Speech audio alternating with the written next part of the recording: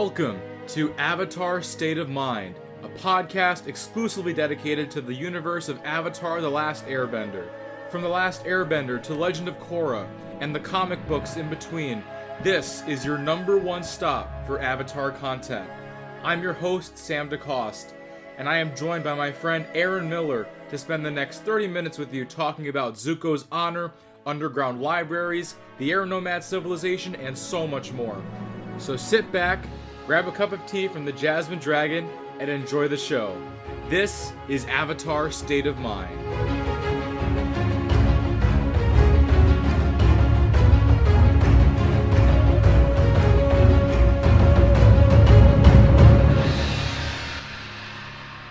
Welcome back to another episode of Avatar State of Mind. My name is Sam DeCoste. This is Aaron Miller joining me. Aaron, how are we doing?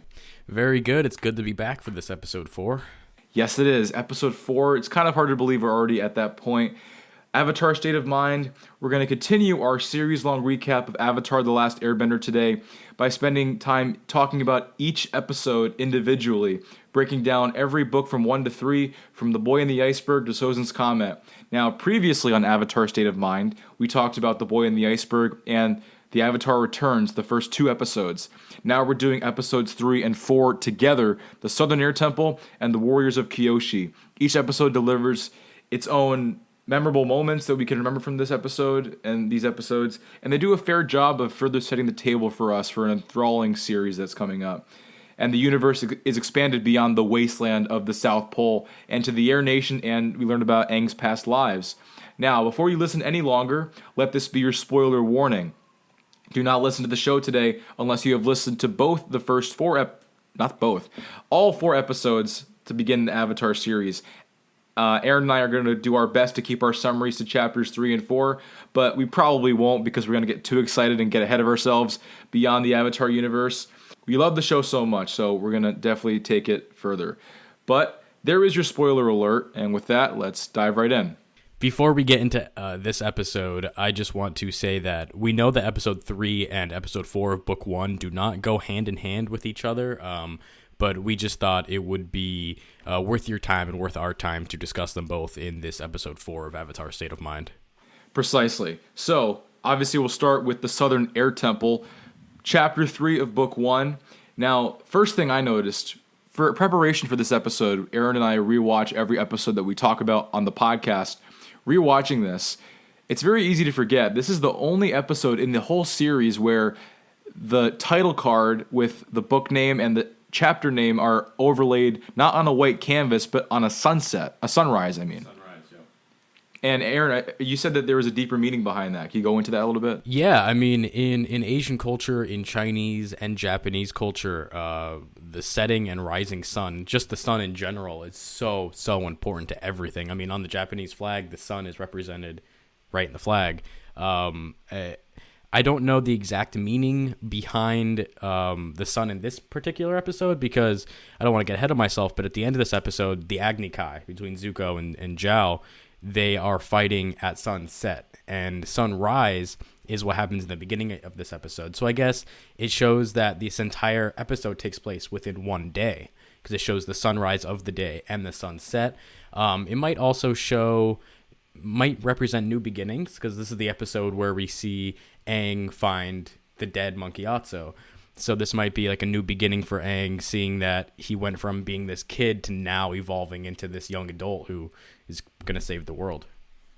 Awesome, and that's something that totally went over my head as a kid, even that it was all in just one day. So, obviously, the primary story is not Zuko and Zhao, but that is the first story that we get a taste of when the episode begins. We see Zuko and Iroh, their ship was just destroyed by Aang and his avatar state, and they have to get it repaired. Then we meet Commander Zhao, who was just promoted to commander, and he obviously asks, what happened to the ship? That's quite a bit of damage. And he sarcastically remarked, oh, was that the Avatar? And it was the Avatar, but then the crew was interrogated by Zhao and his crew, and they determined that the Avatar was responsible. It seems strange to me that Zhao just happened to believe, oh, the Avatar is alive, and Zuko failed. How did he know?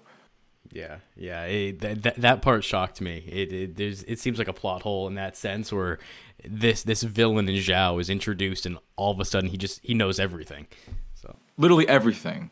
I don't know how he could possibly know that, but whatever. And also, we get our first taste of Zhao underestimating Aang because, like Zuko did in the previous 2 episodes, Zuko thought this 12-year-old kid, this is nothing. This is the Fire Nation's greatest threat.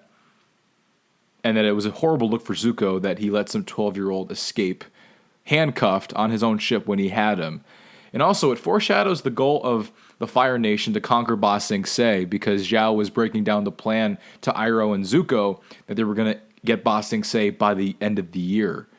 And we're already seeing an expanded view of the universe that the goal for the Fire Nation to seal victory is to get Ba Sing Se and seal the Earth Kingdom in the name of the Fire Nation. yeah, and that foreshadows even book 2 going into book 3 when if you no spoilers, but this plan does somewhat get executed.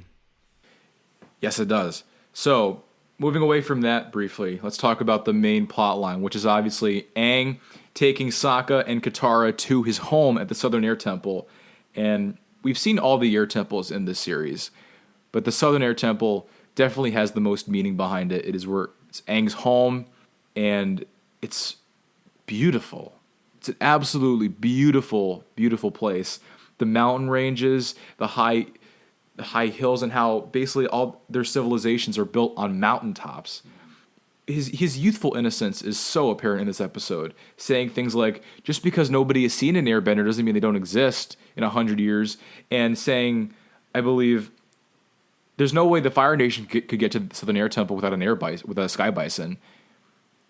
He just doesn't realize. And that's also a question I have. How did they get to the air temples without I mean, sky bison? I had a very similar question when I was watching, even rewatching it this morning. Because obviously later on in book 1, we see that the Fire Nation gains the ability to fly through different technologies they discover and steal and hire out. But this attack happened 100 years prior. So honestly, I think the entire situation regarding the invasion of all 4 air temples is very cloudy. Catch my pun there. I think it's very cloudy because, first of all, how'd they get there? Second of all, how did Sozin invade all 4 on the same, was it 8-hour time period when Sozin's comet's actually going through the sky? So similar to all that, I'm still very confused by this. So then we obviously see Aang, who doesn't even know about what happened to his people yet. He goes into the Avatar Chamber. I don't remember. The Air Temple Sanctuary. The Air Temple Sanctuary, which is something that was hidden to him when 100 years ago. And now he he went into the sanctuary himself with Sokka and Katara, and he saw all of his past lives.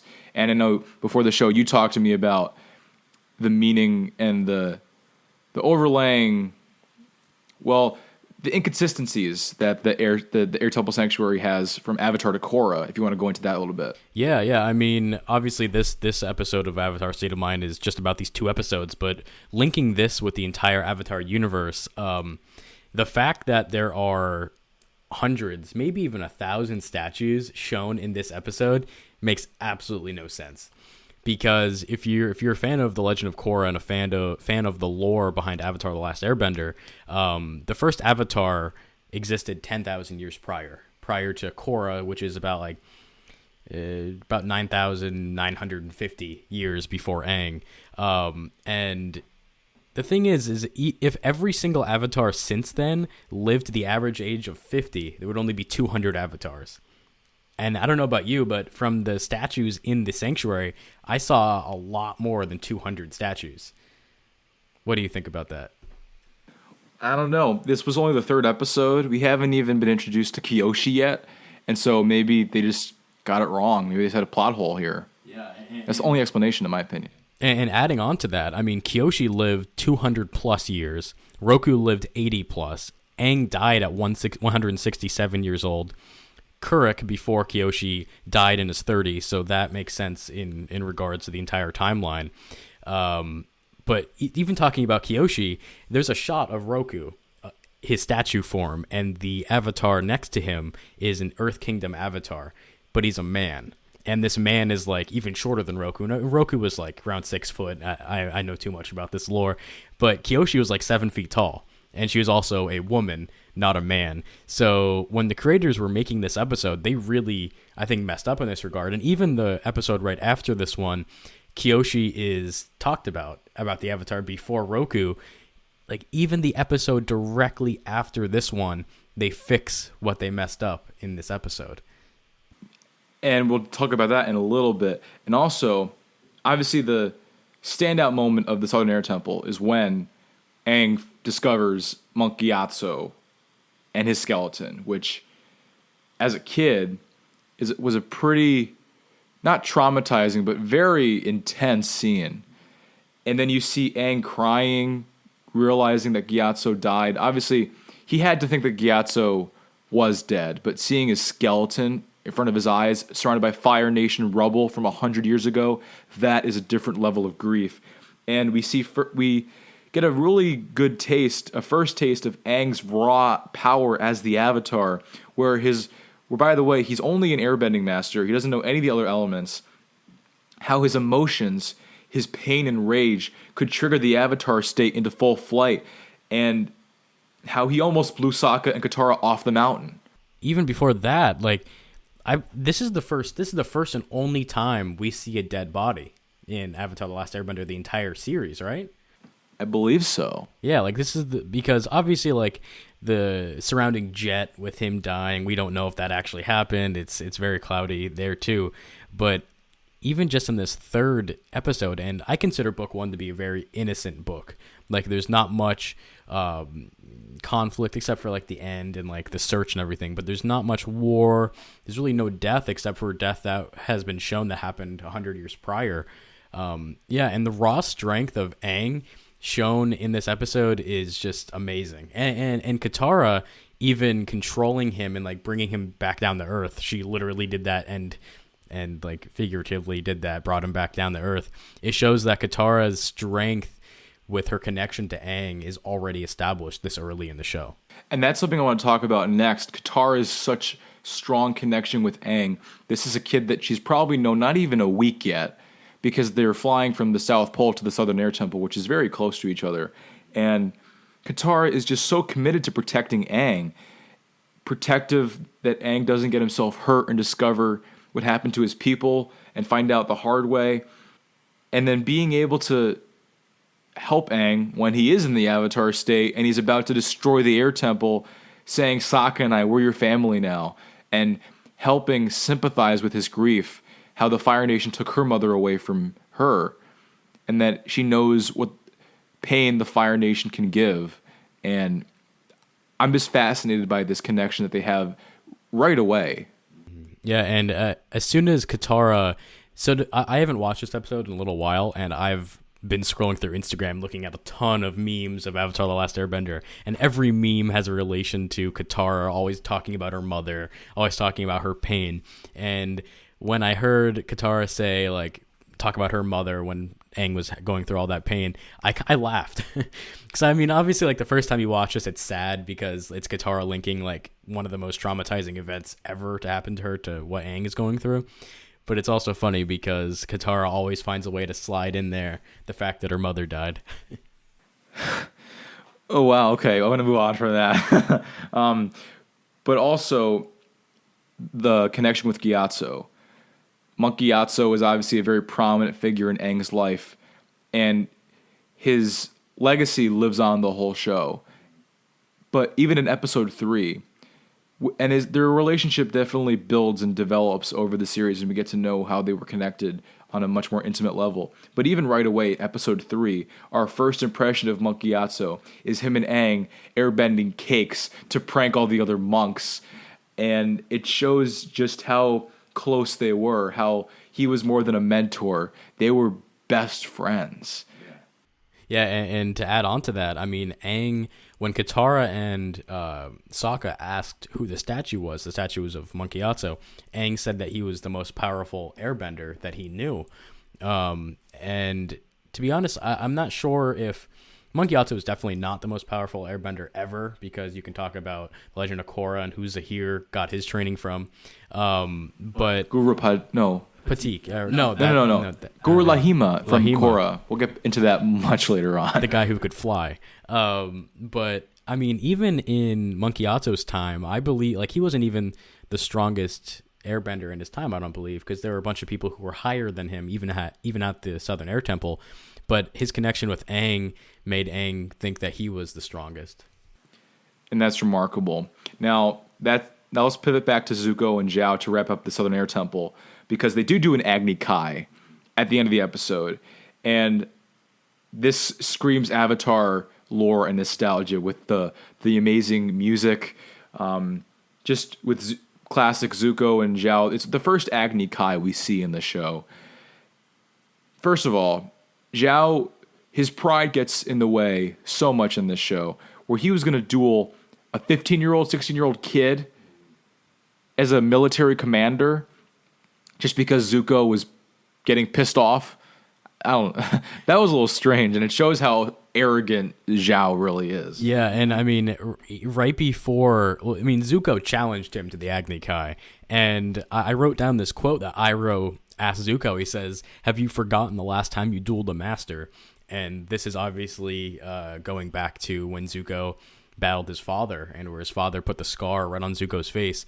So I think this shows Zuko's bravery, because even though he knows he's challenging a master and he knows what happened the last time he did so, it shows that he's brave, and that it also shows that Zuko has way too much pride for how young he is compared to the master he's about to fight. So, and the Agni Kai itself is phenomenal.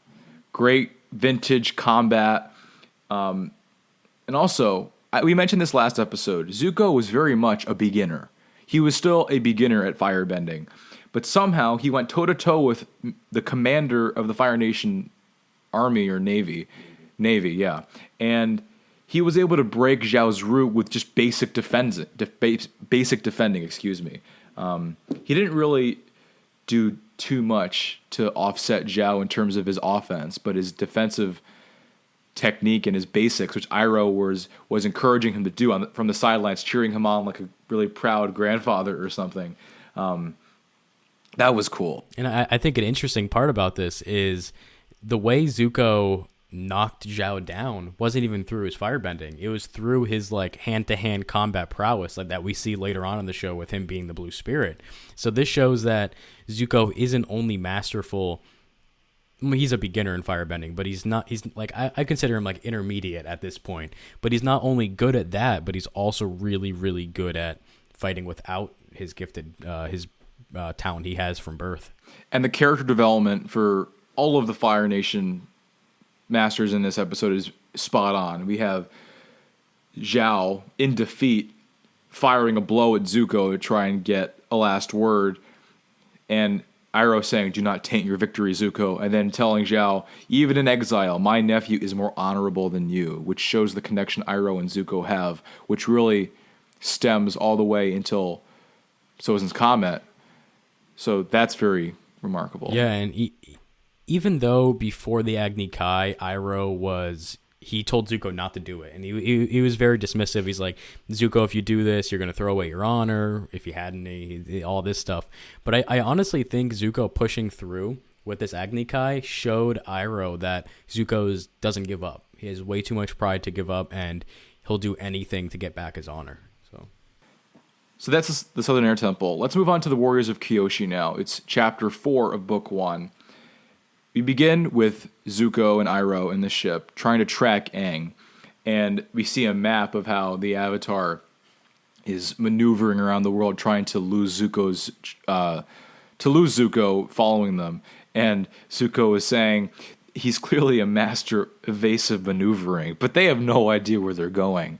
Aang's just trying to find the pond where he can ride the elephant koi, which Well, it shows to me, and this goes back to last episode as well, and it continues even the next episode, which we'll talk about next week. This is Aang's world, and Sokka and Katara are just living in it. Yeah, for sure. They're just along for the ride, pretty much. They're doing all these things, riding the elephant koi, going to Omashu, going to his home. But then the Unagi comes, and then, everything just blows up. And then the Kyoshi warriors come and ambush everybody. And now I want to talk about Sokka. And I wanted to bring Sokka's character development from Southern Air Temple and the Warriors of Kyoshi into one conversation, because originally Sokka was just a shallow, hungry sexist. That is all he was. Yep. And that comes to the forefront in this episode. And you noticed the lines as well as I did. You got to give girls space when they sew, when Katara is sewing Sokka's pants on Appa. Where are the men who ambushed us? Wait, there's no way a bunch of girls took us down. Yeah, and even going back to the Southern Air Temple, Sokka said, "I'm just a simple guy with simple needs." And relating this back to you, Sam, when you say that, okay, so Sam enjoys cheese pizza, and every time he has it, I always say something to him like, "Why didn't you get a topping or something?" And he always responds with, I'm a simple guy with simple needs." When you say that, are you quoting Sokka? I think I am. Okay. It's not like I'm directly quoting Sokka, but just in the back of my head, I've heard it from somewhere. And I just say that. But rewatching this episode, I was thinking, oh, that's where it came from. Yeah. So yes, and I get everything plain. I get plain vanilla ice cream. I get plain cheese pizza. I get plain bagels. I'm just a simple guy with simple needs.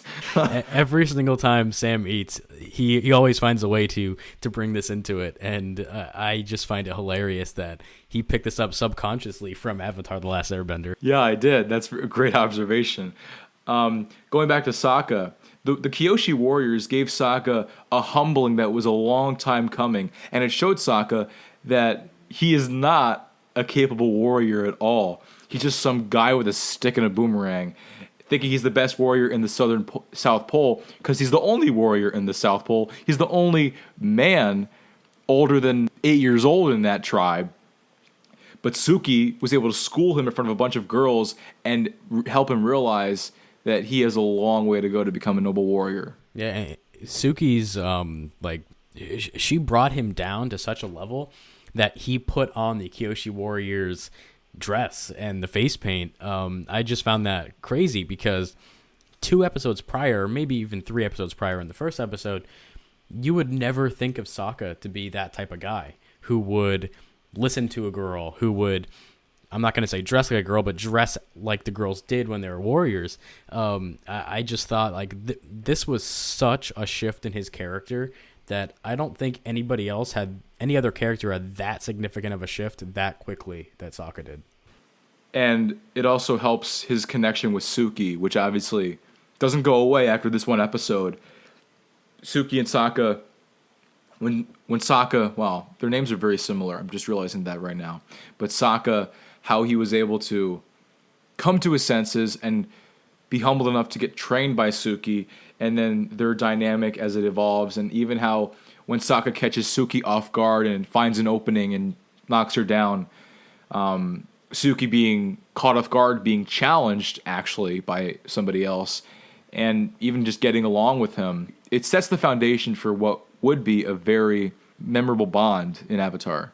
And obviously, the episode is primarily there to establish Aang's connection with one of his past lives. And what's crazy to me about this is that even before Avatar Roku is relevant, we are introduced to Avatar Kyoshi, Aang's past life from 2 generations ago, which it establishes a connection that it's already establishing an Avatar universe from 200, 300 years ago. Yeah, and just to discuss into that a little bit further, I forgot who the male leader of the island was. I don't even think they ever say his name.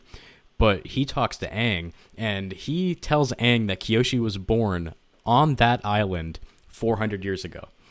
And just to fuse any confusion about this, Kyoshi was not born on that island, even though this guy says she was. This island didn't even exist before she was born, because she created this island. And this is established in book 2, or in the beginning of book 2, where she separated this island from the Earth King, who was like very frustrated with everything. And if from the Kyoshi novels that I read, I'm not going to spoil it at all, but she was definitely not born on this island. The island didn't even exist, so she couldn't have. And she didn't really even use that island until much later in her life. So once again, this episode shows that the creators didn't have everything written down before they advanced the show. They kind of fixed things as they went on. But also, I think it's fair to say that, and I haven't read the Kyoshi novels yet, but she was born on that land, correct? She was not. Well, okay, that's interesting. Well, another plot hole. This goes to show you that Avatar didn't have everything set in place when they began the show. Only 4 episodes, people, so, calm yourselves. But another thing about Kyoshi, though, before we get off the subject of Kyoshi, when Aang picks up the fans of one of the warriors and he uses the fans to blast Zuko into a burning building, he's safe. He doesn't get hurt, by the way.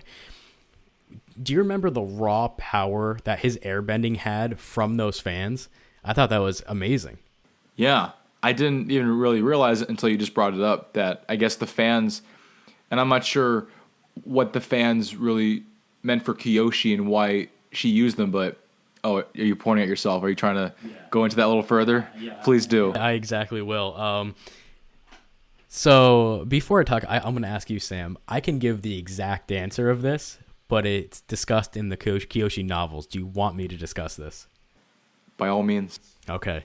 So, huge spoiler alert. Please skip about 30 seconds into this episode if you don't want to hear this, if you want to read the Kyoshi novels first. So Kyoshi's mother was an airbender.